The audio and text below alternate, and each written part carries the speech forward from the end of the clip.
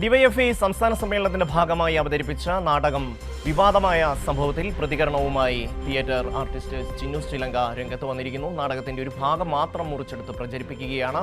മിസ നാടകം ജനങ്ങളോട് പറയുന്നത് രാജ്യത്തെ ഭരണകൂട ഭീകരതയെക്കുറിച്ചാണെന്നും അതിനെതിരെ ഇനിയും ചോദ്യം ചോദിക്കുമെന്നും ചിന്നൂസ് പറഞ്ഞു. സാരംഗ് ചേരുകയാണ്. സാരംഗ്, ഡിവൈഎഫ്ഐ വേദിയിൽ മിസ നാടകം അവതരിപ്പിച്ചതിനെതിരായി വലിയ വിമർശനങ്ങൾ എവിടുന്നൊക്കെയോ ഉയർന്നു വന്നു. കെ.പി. ശശികല അടക്കമുള്ള ചിലർ ഇതിൻ്റെ അശ്ലീല ഭാഗങ്ങളാണ് കണ്ടത്. എന്തൊക്കെയാണ് ഇത് സംബന്ധിച്ച് ഡിവൈഎഫ്ഐയുടെ പ്രതികരണം? കഴിഞ്ഞ 2 ദിവസം മുൻപായിരുന്നു ഈ ഡിവൈഎഫ്ഐയുടെ സംസ്ഥാന സമ്മേളനത്തിന്റെ ഭാഗമായിട്ട് മിസ എന്ന നാടകം അരങ്ങേറിയത്.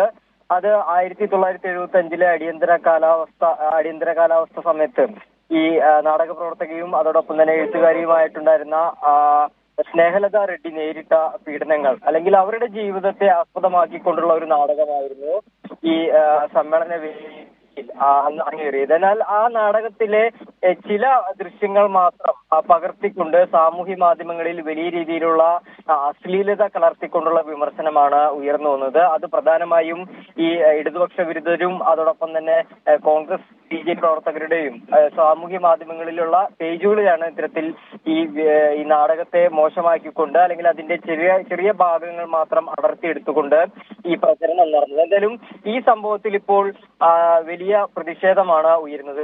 ഡിവൈഎഫ്ഐ തന്നെ രംഗത്ത് വന്നിട്ടുണ്ട്. നിയമ നടപടി, അതായത് ഇത്തരമൊരു സംബന്ധിച്ച് വിശദമായി തന്നെ നേരത്തെ ചിന്നു ശ്രീലങ്ക കൈരളി ന്യൂസിനോട് സംസാരിച്ചിരുന്നു. സാരംഗ്.